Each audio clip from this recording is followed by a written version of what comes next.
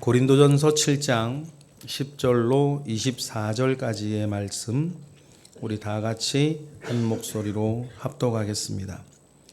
결혼한 자들에게 내가 명하노니 명하는 자는 내가 아니요 주시라.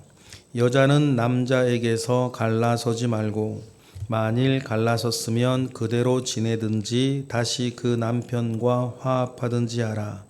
남편도 아내를 버리지 말라. 그 나머지 사람들에게 내가 말하노니 이는 주의 명령이 아니라 만일 어떤 형제에게 믿지 아니하는 아내가 있어 남편과 함께 살기를 좋아하거든 그를 버리지 말며 어떤 여자에게 믿지 아니하는 남편이 있어 아내와 함께 살기를 좋아하거든 그 남편을 버리지 말라. 믿지 아니하는 남편이 아내로 말미암아 거룩하게 되고 믿지 아니하는 아내가 남편으로 말미암아 거룩하게 되나니 그렇지 아니하면 너희 자녀도 깨끗하지 못하니라. 그러나 이제 거룩하니라. 혹 믿지 아니하는 자가 갈리거든 갈리게 하라. 형제나 자매나 이런 일에 구애될 것이 없느니라.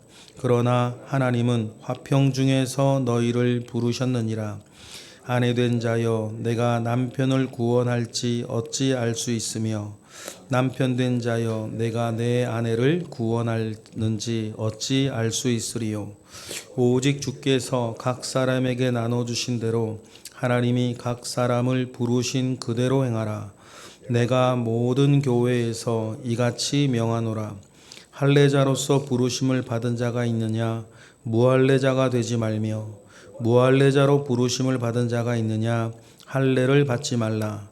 할례 받는 것도 아무것도 아니요 할례 받지 아니하는 것도 아무것도 아니로되 오직 하나님의 계명을 지킬 따름이니라. 각 사람은 부르심을 받은 그 부르심 그대로 지내라. 내가 종으로 있을 때에 부르심을 받았느냐 염려하지 말라. 그러나 내가 자유롭게 될 수 있거든 그것을 이용하라.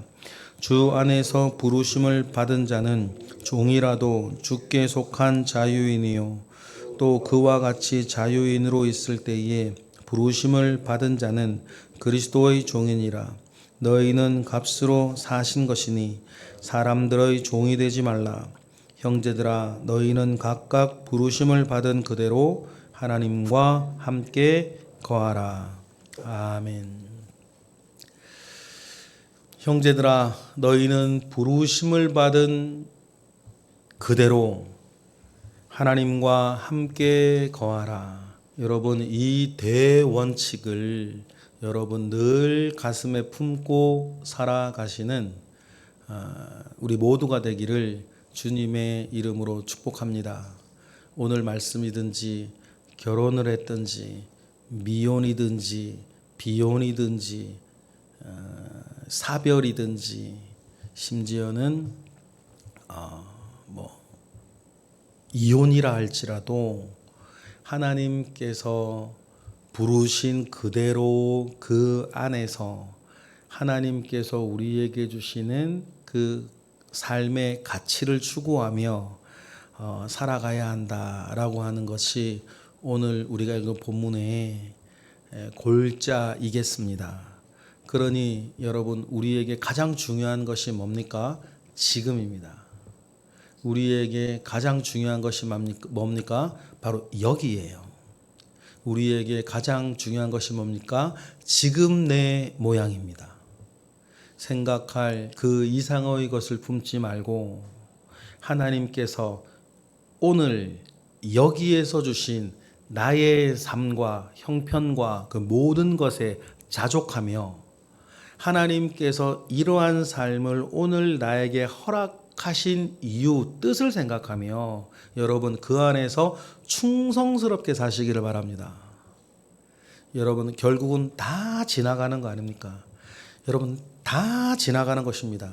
지나가는 것 붙잡고 교만할 것도 없고 지나가는 것 붙잡고 열등감 빠질 것도 없고 지나가는 것 붙잡고 여러분 다른 생각할 필요가 없습니다. 하나님께서 오늘 나에게 주신 그 모습 가운데에서 우리가 우리의 삶을 열심히 살아가는 것, 풍부에도 거할 줄 알고 빈천에도 거할 줄 알며 그 모든 것의 일체의 비결을 배우었다. 사도 바울이 또 이야기하는 것처럼 여러분 그러한 삶을 살아가게 되시는 저와 여러분 되시기를 주님의 이름으로 축복합니다. 그러한 맥락 가운데에서 오늘 여러 이야기들을 주시죠. 결혼에 대해서도 마찬가지입니다. 결혼한 자들에게 명하는데 일단 하나님의 명령으로 받으라는 거죠. 바울을 통해서 하나님께서 말씀하시는 것 아닙니까?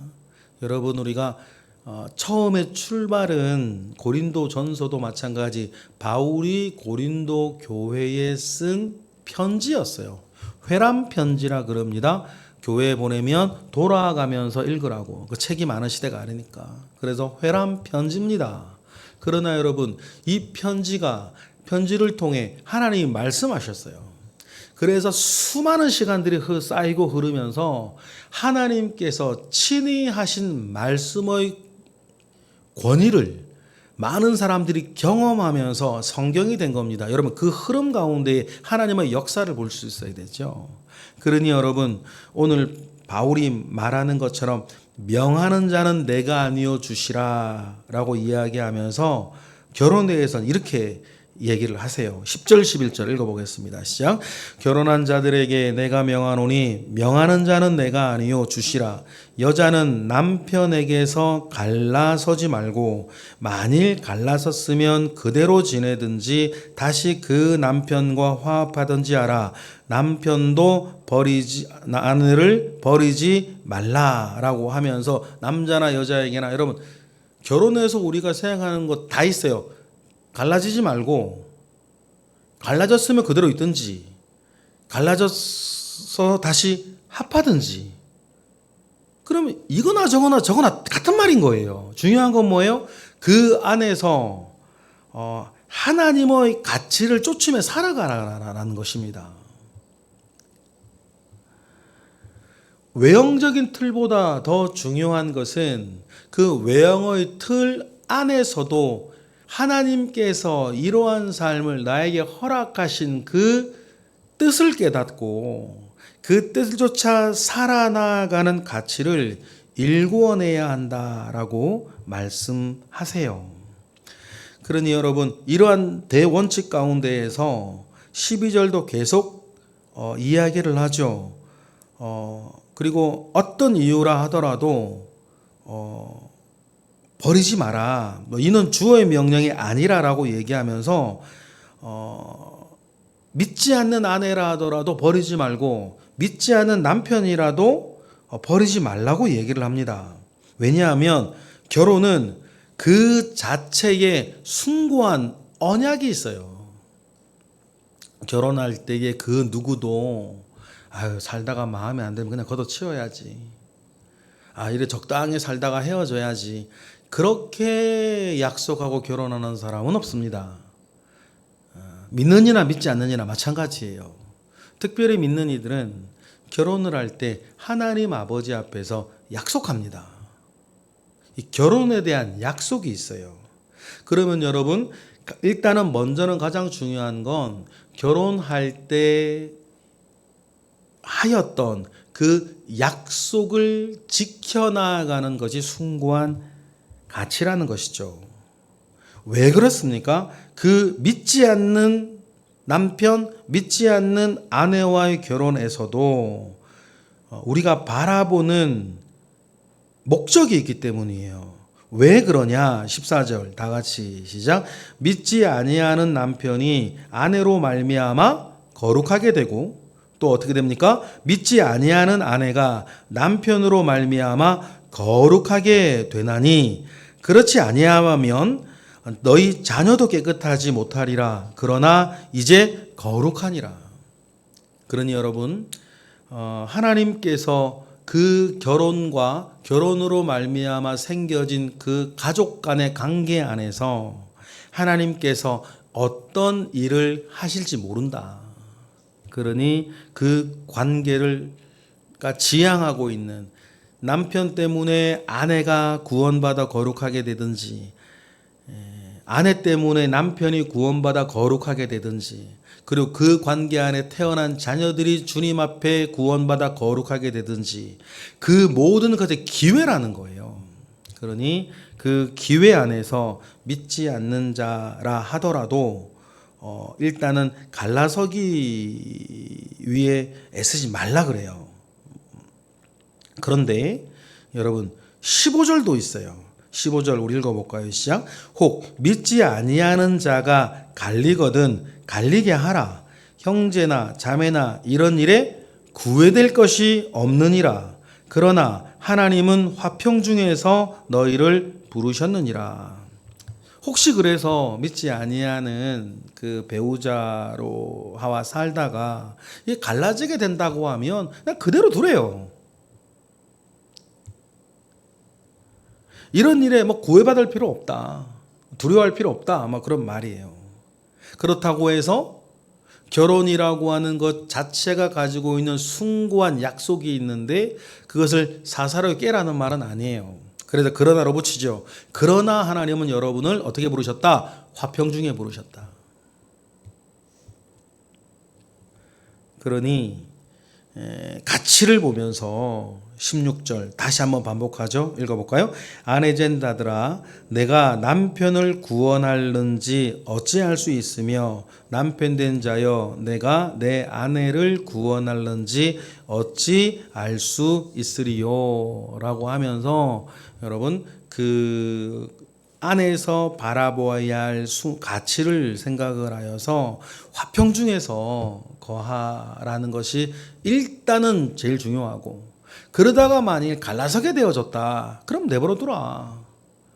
중요한 것은 그 안에서도 살아가는 그리스도인의 삶, 그 안에서 하나님께서 원하시는 삶들이 있기 때문이에요.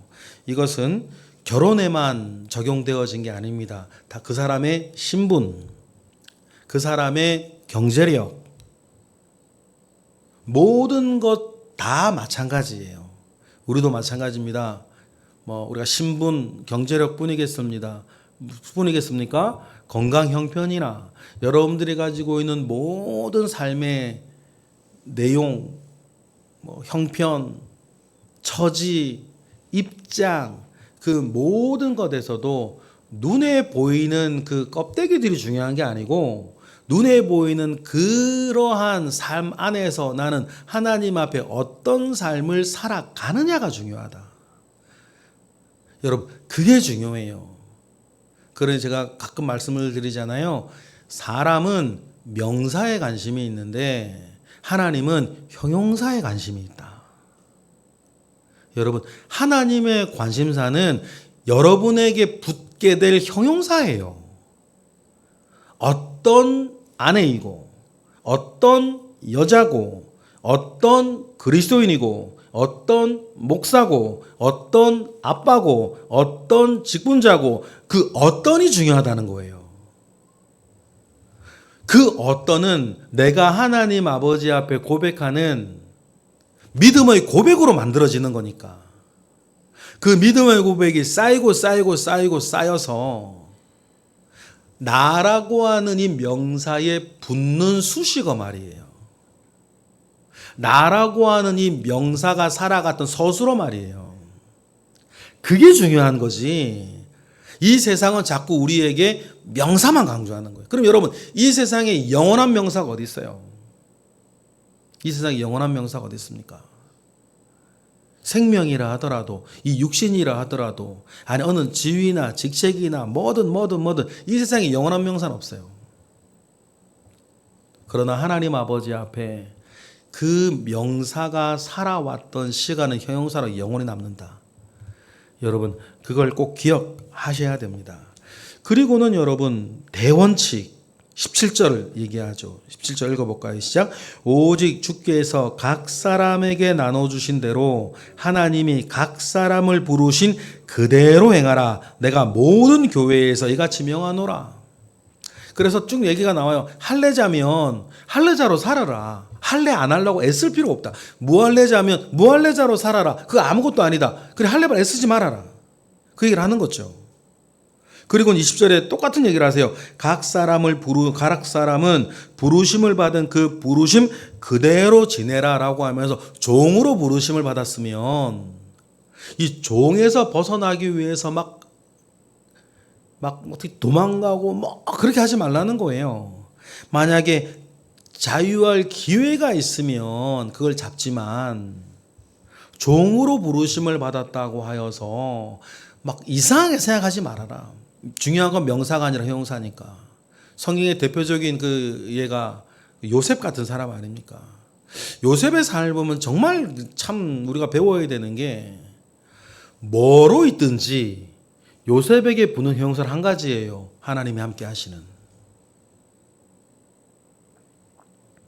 그래서 만약에 종으로 부르심을 받았다면 얼마나 그러면 여러분 자유인들이 부럽겠어요.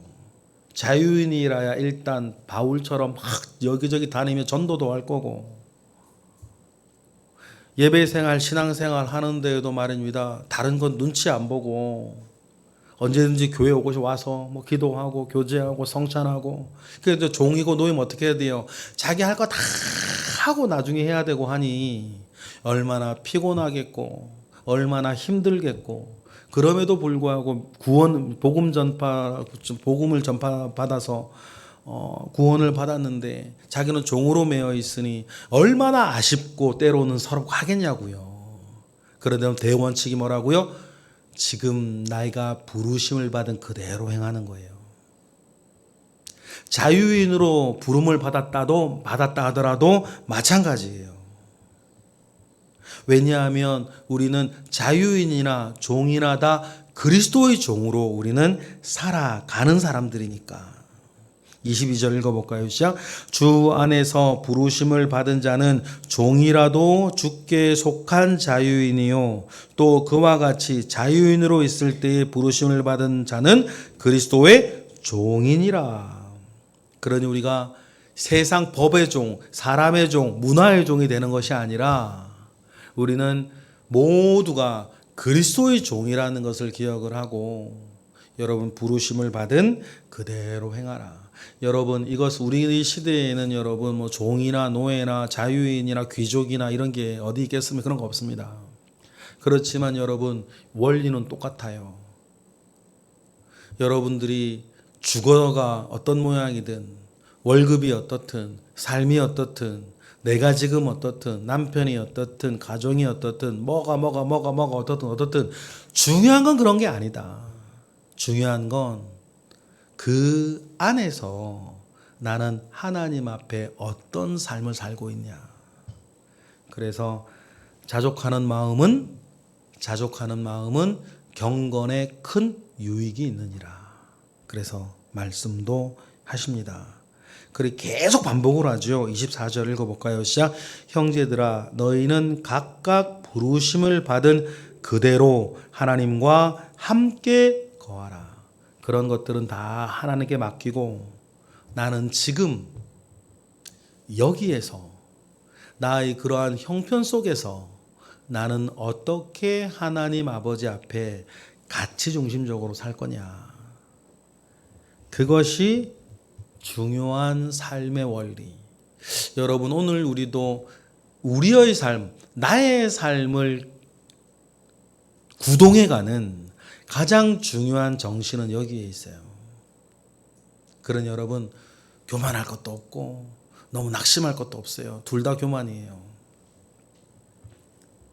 오늘 하나님께서 나에게 허락하신 삶에서 묵묵히 그 안에서 주님 바라보고 하나님 기뻐하시는 일을 계속 행하며 살아가시는 승리가 저에게도 있기를 원하고 여러분에게도 있기를 주님의 이름으로 축복합니다. 기도하겠습니다. 할렐루야. 하나님 감사와 영광을 올려드립니다. 크신 은혜 가운데에 하나님 우리를 두셨습니다. 오늘 여기에 있는 나의 삶에 주님 바라보고 승리하게 하시고 나중에 주님 앞에 내가 섰을 때에 내가 어떻게 살아왔는지를 하나님께서 기억해 주실 때에 참 착하고 충성된 종이었다. 주님 칭찬해 주시는 우리 모두가 되게 하시옵소서. 오늘도 삶이 열렸으니 오늘의 삶 가운데 주님 은혜를 더하여 주시옵소서. 드려지는 1000번째 예물 가운데에 주님 함께 하시고 하나님 오늘도 기도하는 이들의 그 믿음을 기억하시고 하나님 아버지 앞에 온전케 하시옵소서. 예수 그리스도의 이름으로 기도드렸나이다. 아멘.